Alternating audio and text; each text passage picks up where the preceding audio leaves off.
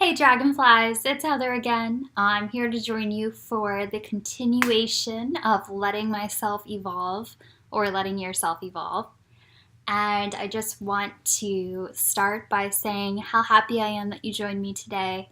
Means you do want to make a change or you're just curious about what this is. But either way, this is about making a change in your life and the steps towards achieving that. Today is steps 4 through 6. 1 through 3 is on the blog if you want to revisit those first. So today I want to give you a bigger picture. I want you to kind of take a step back from this journey and walk you through not only the next 3 steps, but those 3 steps are going to help you see the bigger picture. And the bigger picture is going to help you not only understand really how to make this change, but it will change your mindset. Making a change is really hard in your life. Change is usually something that we have to adapt to, and some are really good at adapting to change. And change may be something that's constant in your life. You may have a very busy life. So when you go to actually make a change, it could seem a little overwhelming. So once you give yourself permission to make this change, to start making more time for you, giving yourself that permission is probably the hardest part. I'm still struggling with it myself. You have to give yourself permission without justifying it. Just, hey, I need a break. I'm going to go do this. Not, okay, I got all of this done. Now I can take a break because, you got to put yourself first. You got to give yourself permission to do that. And that is probably the hardest part. And in order to give yourself permission, you have to be kind to yourself. When you are justifying every reason to be nice to yourself and to treat yourself and to do something for yourself and to take time for yourself, and you're justifying and you're coming up with all of these reasons, you're not being very nice to yourself and you're not making yourself a priority. Whatever it is that you need, that makes you happy, you got to make sure that you feed yourself that constantly. So, the last blog I wrote was step 3, which was being nice to yourself, being kind to yourself, which allows you to then give permission. So step 4 is following your heart. Well, I know that sounds corny. Follow your heart, but it's true. Just like I was talking about, your body tells you what it wants. It'll tell you when it's had enough. It honestly gets sick when you overdo it. So it will tell you when you aren't giving yourself enough time, when you aren't doing enough things to feed yourself, to make yourself happy and comfortable. Following your heart is taking that 10 minutes to really embrace that light.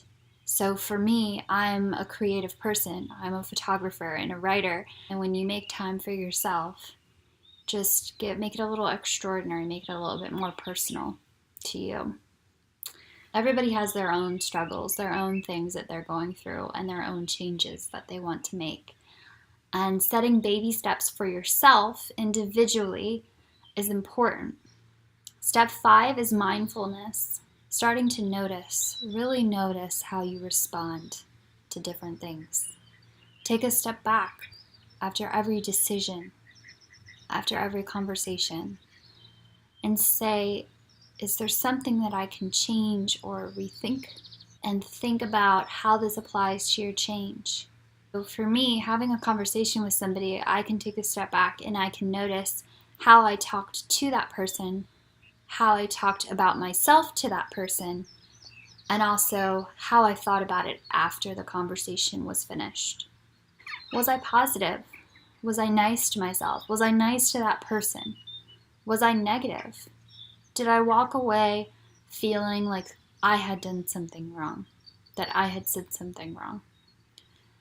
All of these thoughts, all of these things that you're mindful of, they can help you along the way when you're trying to create this change.